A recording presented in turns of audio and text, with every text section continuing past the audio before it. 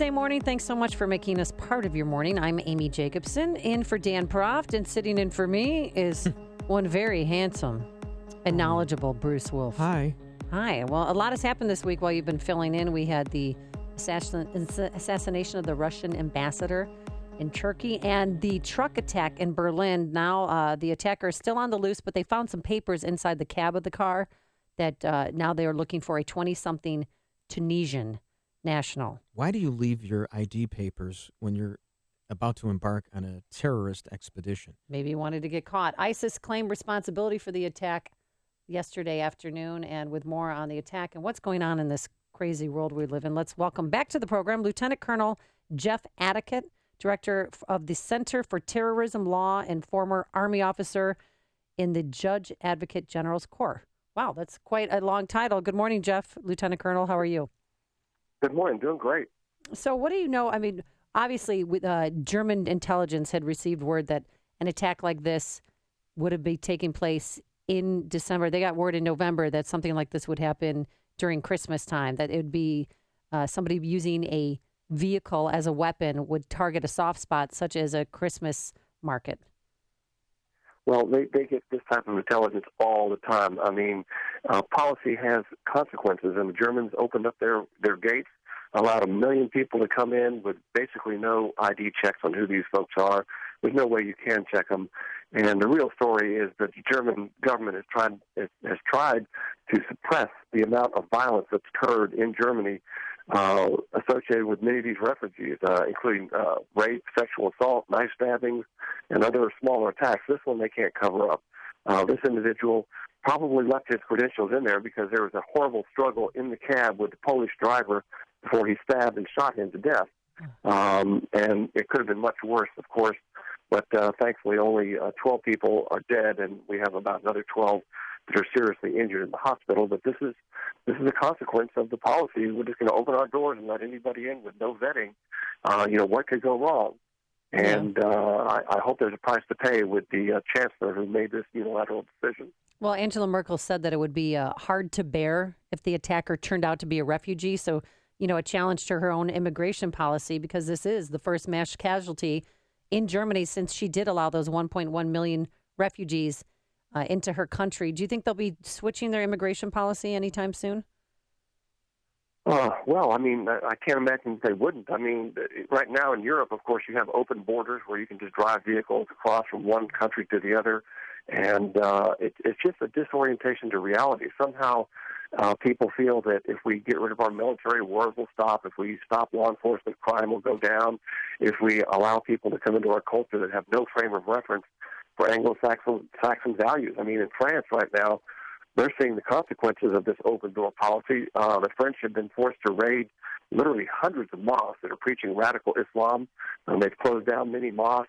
You see literally hundreds of thousands of Muslims that do not want to be French. They want Sharia law. They don't want to assimilate into the culture of the country that welcomes them. So to me, it's insanity that you would allow that to occur.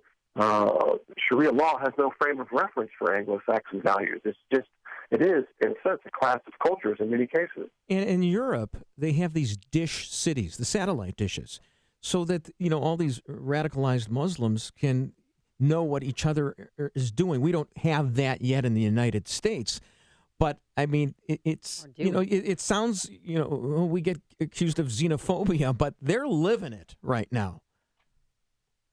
Yeah, I mean, again, there are no-go zones in France where French, Anglo-Saxon Europeans do not go into those areas, and that's not a way to have a country. Luckily, in this great country, people come here because they want to assimilate. They want to speak the English language. They want our value system. They embrace our Bill of Rights, and that's okay. But when you have people that come from Sharia law-based countries that have no frame of reference to those things, you've got to have extra careful screening because Sharia law is incompatible with freedom. That's just the bottom line. And that's the ruling of the European Court of Human Rights in the Rafi case, and that's not a right-wing court. If you look at Sharia law, if you make yourself aware of what it entails, it's quite shocking.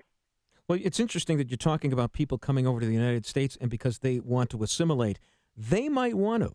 but the second-generation Muslims might not, and that's what's also happening in Europe. You've got born and bred terrorists in France and in Germany and other places as well because they become radicalized. So this is not something that we're going to necessarily be immune to. Well, that's true. I mean, we've seen individuals that are in the second generation that have decided intentionally that they do not want to be associated with that culture. They want to embrace radical Islam. And those are in the onesies and twosies, of course, in this country, but the numbers are very large in other countries, and basically they come out of a community that is not in the mainstream assimilating into the culture, and that's the case in France. That's the case what's occurring in Germany as well. So it's a dilemma. I think that, obviously when you see war-torn areas of people that have to flee their country to save their lives, I think President Trump has the right approach. You set up safe zones over there so that when things settle back down, they can return from where they came from. They can go back to their own culture. Well, speaking of Donald Trump, he tweeted that, there's a class of civilizations between Christians and Muslims. Inflammatory rhetoric, was that irresponsible, or is that what's really happening?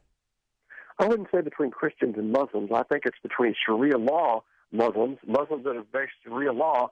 There is a class of cultures. For example, if you go to Saudi Arabia, you're not picking me up at the airport because women cannot drive. Right. And you don't have to worry about what clothes you're going to wear because you wear the same thing every day. And if your husband assaults you, that's not a criminal offense. So that's a class of culture right there. And I would call that Sharia law-based Muslim societies and our society. I wouldn't include all Muslims, and I think if he had to say it over again, he would use the longer phrase to amplify and clarify. Let the record show that I wear the same thing every day, but it's by choice. Okay, I'm lazy. But here's the thing, Lieutenant Colonel, Mark Stein points this out. A lot of people are saying, there's only 3% Muslims in some of these countries. And if you take a poll of the populace, they'll say, we think it's like 20 or 30%. And that's because, the Muslims, the radical ones, punch above their weight, and they seem to have an influence. And it doesn't really, when you have the statistics, it doesn't really help when you're getting blown up in what you think is, a safe place to go. Yeah, and that's the same thing in our country. The vast majority of Muslims in this country, they don't adopt Sharia law. That's the cultural side. They have nothing to do with radical Islam or jihad. And I think most Americans can make that distinction. Somehow President Obama didn't think we were big boys and big girls and we can't distinguish between radical Islam and the Islam that most Muslims in this country practice. We can make that distinction. And so, the squeaky wheel gets the oil. But it's not my fault that radical jihadists are engaging in these activities, and I must put my head in the sand and say, it has nothing to do with Islam, because it does. So we're learning this morning, let's move on to the Russian diplomat who was assassinated in Turkey. The Turkey prime minister is now claiming the U.S. should bear some of the blame for that assassination attempt because the shooter was a follower of the cleric Gulen, who lives in rural Pennsylvania, and was linked to that failed coup back in Turkey in July. Do you think there's any of this, or is this just crazy talk? Yeah, I mean, they want this fellow. He's in the United States. They want him extradited back to Turkey. Turkey is becoming more and more, leaning more and more towards radical Islamic ideology. And there is a reformation in the Muslim world. Unfortunately, the reformation is not going towards more liberal reading of that religion. It's going towards a more conservative view, and that's including countries like Kuwait and on and on and on. And so, they're using that as an excuse, and they label anyone a terrorist, quote unquote, that doesn't fit with their government ideology. But, as in our country, we do the same thing. I noticed that most of the news media were emphasizing the fact that this guy was talking about Aleppo and the bleeding children, et cetera, et cetera. His main thrust was Allah Akbar, in Aleppo. He's talking about the ISIS and the jihadists that are the fighters there. But somehow we spin that because we have this guilt complex that it's our fault somehow the civilians are being killed in Aleppo. Always a pleasure, Lieutenant Colonel Jeff Addicott, to have you on the program. Thank you so much. My pleasure. And he joined us on our turnkey.pro answer line. The stories you need to know to start your day. This is Chicago's Morning Answer on AM 560. The Answer.